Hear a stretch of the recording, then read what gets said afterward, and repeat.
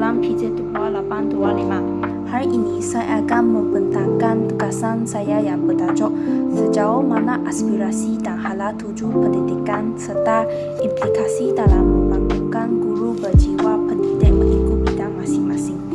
Tajuk ini sangat penting kerana tajuk ini berkait secara langsung dengan masa depan sistem pendidikan negara kita. Apakah itu PPPN 2013 hingga 2025? Pelan Pembangunan Pendidikan Malaysia PPPN 2013 hingga 2025 merupakan satu pelan strategi yang dirancang oleh Kementerian Pendidikan Malaysia untuk meningkatkan kualiti sistem pendidikan negara kita agar negara kita boleh setanding dengan standard antarabangsa. Pelan ini mengandungi 11 anjakan utama dan salah satu yang paling penting dan kita akan bincang hari ini ialah anjakan 4, iaitu mentransformasikan profesion keguruan menjadi profesion pilihan. Profesion keguruan memainkan peranan yang sangat penting dalam membentuk generasi masa depan. Guru bukan sahaja bertanggungjawab menyampaikan ilmu pengetahuan, malah turut membentuk sasiah, nilai dan jati diri pelajar. Oleh itu, transformasi dalam profesion ini amat penting bagi memastikan guru yang dilahir berkualiti tinggi, berkompetensi dan mempunyai jiwa pendidik yang tulen. Yang seterusnya, ini adalah gelombang dalam transformasi. Yang pertama iaitu gelombang 1 yang dilaksanakan pada tahun 2013 hingga 2015 yang berkaitan dengan menyokong guru, meningkatkan kemahiran utama guru, fokus kepada kualiti pengajaran, meningkatkan kepimpinan sekolah dan meningkatkan literasi murid. Dan gelombang 2 yang dilaksanakan pada tahun 2016 hingga 2020 memajukan peningkatan sistem, penyesuaian guru dan pengetua kepada pakej kerjaya baharu, pensutoran semula KPN, JPN dan PPD, dan juga memperkenalkan KSSM dan KSSR yang disemak semula. Dan gelombang 3 yang dilaksanakan pada tahun 2020 dan hingga 2025 meningkatkan kecemerlangan sistem, memupuk budaya kepimpinan, meningkatkan profesionalisme guru, membina sistem pengekalan kemajuan sendiri dan juga menggalakkan inovasi dan pencapaian tinggi. Seterusnya, ini merupakan carta alelan pembangunan kejayaan 2013 hingga 2025. Yang seterusnya, saya akan membentangkan tentang pengenalan pendidikan. Pendidikan merupakan tunjang utama pembangunan modal insan dan kemajuan negara. Menurut Kementerian Pendidikan Malaysia, pada tahun 2023, sistem pendidikan perlu melahirkan murid yang seimbang dan holistik. Falsafah pendidikan kebangsaan iaitu FPK menekankan pembangunan insan secara menyeluruh meliputi aspek jasmani, emosi, rohani dan intelek, iaitu dari aspek teori. Dalam era globalisasi dan revolusi industri 4.0, pendidikan perlu selari dengan perubahan teknologi dan keperluan pasaran kerja. Guru memainkan peranan sebagai ejen utama dalam merealisasikan aspirasi ini. Oleh itu, kualiti dan jiwa pendidik dalam diri guru menjadi faktor penentu kejayaan sistem pendidikan. Ini adalah aspirasi sistem pendidikan negara kita. Bahagi kepada 5 aspirasi. Yang pertama itu akses. Yang akses iaitu 100% enrollment semua peringkat pendidikan, iaitu dari prasekolah hingga menengah atas, dan juga mewujudkan peluang sama untuk semua. Dan yang kedua iaitu kualiti, standard antarabangsa dalam kelompok 1/3 terbaik dunia dan bertujuan untuk meningkatkan kualiti PDP. Kedua-dua ini melibatkan semua kanak-kanak mesti dapat pergi ke sekolah tanpa halangan. Aspirasi yang ketiga itu equality untuk mengurangkan jurang pencapaian. Banda berbanding dengan luar banda sosial ekonomi dan juga 50% pengurangan jurang. kurangkan jurang antara kaum dan tahap sosioekonomi. Yang keempat yaitu perpaduan, perkongsian nilai dan pengalaman, dan juga menghormati keberbagian interaksi antara murid pelbagai kaum dan yang bertujuan untuk memupuk perpaduan kaum di kalangan murid. Yang terakhir yaitu kecekapan, untuk memaksimumkan keberhasilan murid dan guna sumber secara optimal, untuk mewujudkan sistem yang cekap dan berkesan, menggunakan sumber pendidikan yang dengan berkesan. Yang seterusnya ini adalah aspirasi murid yang bahagi kepada 6 aspirasi. Yang pertama itu pengetahuan, kemahiran memimpin, kemahiran berfikir, etika dan kerohanian, identiti nasional dan kemahiran dwi bahasa. Aspirasi murid digariskan dalam dokumen seperti Pelan Pembangunan Pendidikan Malaysia PPPN 2013 hingga 2025 oleh Kementerian Pendidikan Malaysia, yang bertujuan untuk melahirkan murid yang seimbang dan berdaya saing di peringkat global. Aspirasi yang pertama dalam aspirasi murid iaitu pengetahuan. Melalui pengetahuan, murid perlu menguasai ilmu merentas berbagai disiplin seperti sains, teknologi, kemanusiaan dan seni. Penekankan diberikan kepada pembelajaran bermakna itu meaningful learning, bukan sekadar hafalan fakta sahaja. Murid digalakkan mengaitkan ilmu dengan situasi sebenar kehidupan. Menurut OECD 2023, sistem pendidikan yang berkesan menekankan keupayaan murid untuk mengaplikasikan pengetahuan dalam konteks dunia sebenar, bukan hanya menjawab peperiksaan sahaja. Dan kedua yaitu kemahiran berfikir. Aras tinggi yaitu kebat melibatkan kemahiran menganalisis, menilai dan mencipta. Murid perlu mampu menyelesaikan masalah kompleks dan membuat keputusan. Tahap pemikiran tinggi adalah penting untuk membentuk perbelanjaan bermakna. Contohnya, murid bukan sekadar menjawab soalan tetapi perlu membina hujah dan memberikan pendapat, juga mencipta idea baharu. Dan keempat iaitu kemahiran kepimpinan. Dibentuk melalui aktiviti kurikulum seperti persatuan, sukan dan unit beruniform. Aktiviti tersebut ini melatihkan murid menjadi individu yang bertanggungjawab, berdisiplin dan mampu bekerja sama. Kepimpinan bukan hanya untuk jawatan tetapi melibatkan keupayaan menurus diri dan membuat keputusan.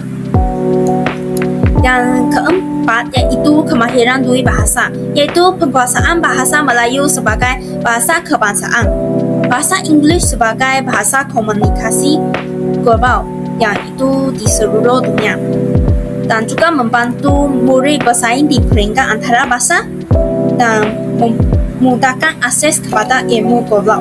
Dalam situasi ini, guru perlu menggunakan pendekatan kreatif seperti pembelajaran komunikatif, dan tekanannya adalah tahap penguasaan bahasa yang berbeza dalam kalangan murid. Aspirasi yang kelima itu etika dan kerohanian. Pembentukan nilai murid seperti jujur, hormat dan bertanggungjawab penting untuk membentuk sasya pelajar. Menurut UNESCO 2023, menekankan bahawa pendidikan nilai perlu dikukuh bagi menghadapi cabaran globalisasi dan teknologi. Nilai tidak boleh diajar secara teori sahaja, tetapi guru perlu menjadi contoh teladan, iaitu role model kepada murid mereka. Aspirasi yang terakhir itu identiti nasional, memupuk semangat patriotisme dan cinta akan negara, menghargai keberbagian budaya dalam masyarakat Malaysia melalui aktiviti seperti sambutan Hari Kebangsaan dan aktiviti perpaduan. Guru memainkan peranan penting dalam memastikan murid menghormati perbezaan budaya. Yang seterusnya adalah hala tuju pendidikan yang bahagi kepada 4 aspek. Yang pertama itu pendigitalan pendidikan, pembelajaran abad ke-21, STEM dan TVET, dan akhirnya yaitu pendidikan inklusif. Dalam pendigitalan pendidikan, penggunaan teknologi seperti platform digital, video pembelajaran dan aplikasi interaktif.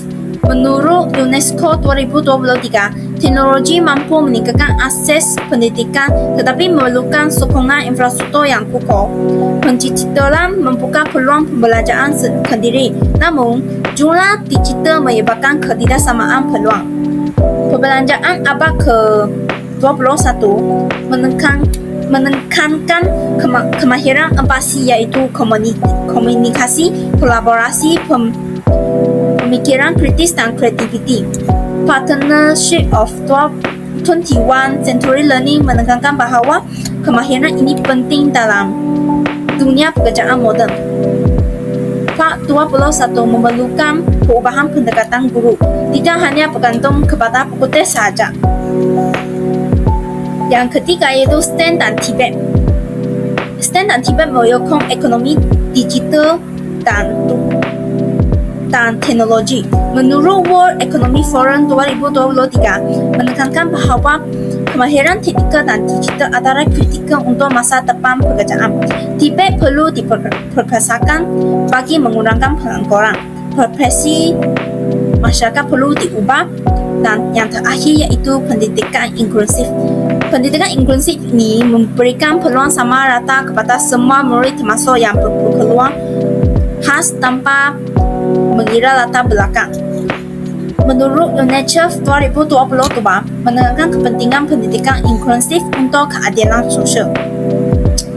Pendidikan inklusif ini memerlukan sokongan tambahan kepada guru, dan guru perlu mempunyai kemahiran pedagogi yang berbeza. Seterusnya iaitu sejauh mana aspirasi ini dicapai.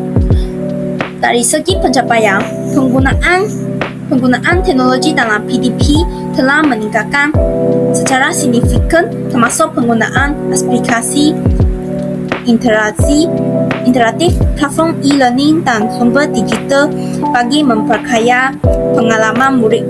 Guru semakin terbuka terhadap inovasi pedagogi seperti pembelajaran berasaskan projek itu PBL, simulasi maya dan integrasi AI dalam pembelajaran. Data terkini oleh Kementerian Pendidikan Malaysia 2023 menunjukkan peningkatan penggunaan ICT dan bilik darjah di hampir semua sekolah di Malaysia. Contoh sebenar, program PDPR pengajaran dan pembelajaran di rumah semasa pandemik COVID-19 mempercepat penggunaan platform digital, menunjukkan guru dan murid mampu menyesuaikan diri dengan teknologi baru. Seterusnya dalam segi cabaran yang pertama itu jumlah digital, kerana masih wujud perbezaan dalam akses peranti elektronik seperti telefon pintar dan komputer riba, internet dan sumber digital antara kawasan bandar dan luar bandar. Cabaran yang kedua itu beban kerja guru. Guru terpaksa mengurus tugas pentadbiran PDP dan bimbingan murid secara serentak. Cabaran yang terakhir itu tekanan emosi. Tekanan ini memberikan impak terhadap kesejahteraan guru dan kualiti pengajaran. Menurut UNESCO 2023, ketidaksamaan akses teknologi dan kekurangan sokongan infrastruktur adalah cabaran yang paling serius dalam pencapaian aspirasi pendidikan. Walaupun dasar pendidikan progresif, pelaksanaannya masih tidak seragam kerana faktor infrastruktur, sokongan guru dan latihan profesional memainkan peranan kritikal dalam kejayaan aspirasi. Yang seterusnya iaitu implikasi kepada guru berjiwa pendidik dalam bidang masing-masing. Yang implikasi yang pertama itu melahirkan guru berkompetensi tinggi. Yang kedua itu membentuk sikap berdedikasi dan komitmen. Yang ketiga iaitu meningkatkan kualiti pengajaran, dan yang terakhir itu pembentukan jiwa pendidik. Implikasi yang pertama iaitu melahirkan guru yang berkompetensi tinggi, iaitu guru yang dipilih dan dilatih dengan baik akan menguasai isi kandungan subjek secara mendalam dan menggunakan kaedah pengajaran yang berkesan. Dengan penguasaan ini, guru dapat membantu meningkatkan pencapaian akademik dan perkembangan menyeluruh murid, memastikan pembelajaran berjalan dengan lebih efektif dan berkualiti. Implikasi yang kedua iaitu membentuk sikap dedikasi dan komitmen. Dengan adanya latihan yang sistematik dan sokongan berterusan, guru menjadi lebih bersemangat dalam menjalankan tanggungjawab mereka. Mereka lebih bertanggung jawab terhadap murid dan melihat kejayaan keguruan bukan sekadar pekerjaan sahaja, tetapi satu amanah yang harus dilaksanakan dengan penuh dedikasi. Sikap ini membantu membentuk guru yang komited dan berdedikasi terhadap pendidikan dan pembangunan murid. Implikasi yang ketiga itu meningkatkan kualiti pengajaran. Melalui pementoran dan perkongsian amalan terbaik antara rakan setugas, guru dapat mengenal pasti kelemahan dalam pengajaran mereka dan memperbaikinya dengan cara yang baik dan betul. Mereka juga dapat mengaplikasikan teknik pengajaran yang inovatif serta menghasilkan pembelajaran yang lebih menarik dan interaktif. Pendekatan ini secara langsung meningkatkan keberkesanan pengajaran dan pengalaman pembelajaran murid kerana telah ditarik minat. Yang terakhir iaitu pembentukan jiwa pendidik. Guru bukan hanya bertugas menyampaikan ilmu tetapi juga berperanan membentuk khasiat dan nilai murid. Dengan menjadi suri teladan iaitu role model dan mendidik dengan nilai serta kasih sayang, guru dapat melahirkan pelajar yang berdisiplin, beretika dan berpengetahuan. Pendekatan ini menghasilkan guru yang ikhlas, berempati dan berorientasikan pembangunan insan sekaligus meneguhkan profesion keguruan sebagai satu amanah yang mulia. Yang terakhir iaitu implikasi mengikut bidang. Dalam bidang pendidikan jasmani dan sukan, aktiviti fizikal bukan hanya menyokong kesihatan fizikal murid sahaja tetapi juga kesejahteraan mental dan emosi mereka. Menurut World Health Organization 2022, murid yang terlibat secara konsisten dalam aktiviti fizikal menunjukkan peningkatan fokus, motivasi serta penurunan tekanan dan kebimbangan dalam akademik. Aktiviti fizikal juga dikaitkan dengan peningkatan keupayaan kognitif termasuk daya ingatan dan pemikiran kritis kerana senama meningkatkan aliran darah ke otak. Guru memainkan peranan yang penting sebagai fasilitator yang memastikan aktiviti dijalankan dengan selamat, menyeronokkan dan inklusif. Sebagai contoh, guru yang membahagikan murid mengikut tahap kemampuan mereka semasa aktiviti sukan dijalankan dapat membantu meningkatkan keyakinan diri murid, mengurangkan perasaan terpinggir dan memupuk semangat kerjasama dalam satu pasukan.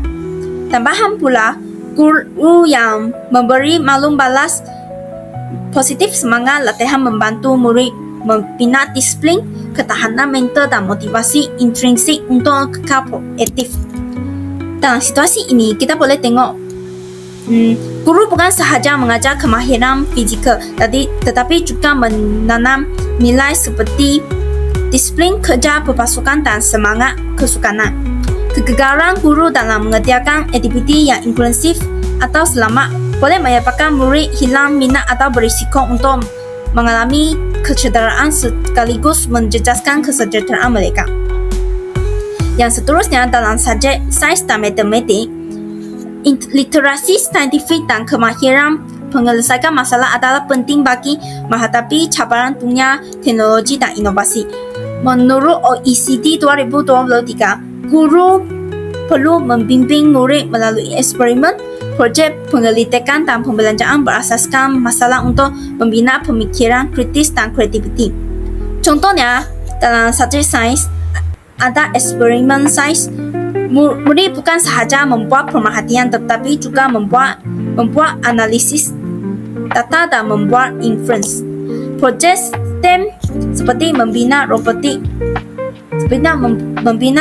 atau model secara kreatif serta mengaplikasikan teori dalam situasi sebenar. Guru perlu memastikan pendekatan pedagogi ini inklusif supaya semua murid dapat terlibat tanpa mengilat tahap kemampuan. kekanan, masa dan sumber kadang-kala menghakam peluang murid untuk mengembangkan kreativiti mereka sepenuhnya, justru perlukan sokongan sekolah dan sistem pendidikan. Dalam subjek bahasa iaitu penggunaan bahasa khususnya bahasa Melayu dan bahasa Inggeris bukan sahaja meningkatkan komunikasi global tetapi juga keyakinan diri murid. Guru berperanan menyediakan konteks pembelajaran yang kreatif dan interaktif seperti perbincangan dalam satu kumpulan projek multimedia dan perbincangan antara budaya untuk membina kemahiran literasi dan ekspresi diri. Contohnya, murid yang terlibat dalam debat atau persembahan drama dalam bahasa kedua lebih cenderung mengembangkan keberanian dan kemahiran berfikir kritis. Contoh yang kedua itu literasi media digital seperti platform e-book dan video interaktif membantu murid mengakses ilmu daripada sumber global dengan lebih mudah. Dalam situasi ini, guru perlu mengimbangkan penguasaan bahasa akademik dengan kemahiran komunikasi praktikal dan pendekatan kreatif. Tanpa pendekatan kreatif dan relevan, murid mungkin akan gagal melihat kepentingan bahasa dalam kehidupan sebenar sekaligus menjejaskan motivasi mereka untuk belajar. Seterusnya yaitu dalam subjek pendidikan moral dan pendidikan Islam. Guru membantu murid membentuk sosial nilai dan membuat keputusan beretika. Teori perkembangan moral oleh Lawrence Kohlberg iaitu menekankan bahawa pembelajaran nilai yang berkesan memerlukan pengalaman langsung dan teladan guru. Contohnya, guru yang mengalahkan murid berbincang tentang dilema moral atau situasi sosial nyata membantu murid memahami implikasi tindakan mereka. Aktiviti seperti kerja amal, program komuniti dan simulasi etika mengajar murid bertanggungjawab terhadap diri sendiri dan masyarakat. Yang seterusnya, saya akan memberikan sedikit cadangan penambahbaikan. Yang pertama itu mengurangkan beban pentadbiran guru. Yang kedua itu latihan digital dan pedagogi moden penerusan. Yang ketiga itu kemudahan ICT dan sokongan infrastruktur ditingkatkan. Yang keempat itu sokongan psikologi dan kesejahteraan guru. Yang kelima yaitu memperkasakan autonomi guru dalam PDP. Yang keenam yaitu kolaborasi guru dan komuniti serta industri, yaitu pengiktirafan guru berprestasi tinggi. Kesimpulannya untuk anjakan 4 itu anjakan 4 menekankan bahawa profesion keguruan perlu menjadi lebih berpresik dengan pemilihan guru berkualiti tinggi serta pembangunan kejayaan berasaskan prestasi. Dalam konteks ini, guru bukan sahaja perlu menguasai ilmu tetapi juga mempunyai kemahiran pedagogi moden, kemahiran digital serta nilai profesionalisme yang tinggi. Ini jelas menunjukkan bahawa aspirasi pendidikan negara kita memberi impak langsung kepada pembentukan guru berjiwa pendidik. Ini adalah sumber rujukan saya. Itu sahaja daripada saya. Sekian, terima kasih.